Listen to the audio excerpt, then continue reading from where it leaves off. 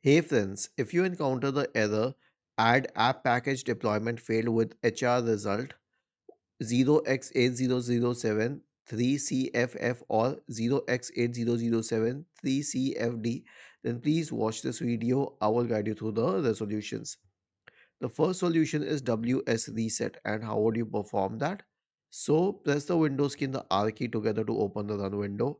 Type WS reset and hit enter. This will reset the Microsoft Store cache, and it will reopen Microsoft Store with the reset cache.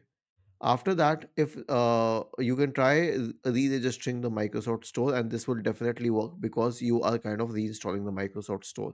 So I have a command for you. I have shared it in the description section of the video. Simply copy this command and search for PowerShell in the Windows search bar. Click on Run as Administrator, paste this command here and hit enter.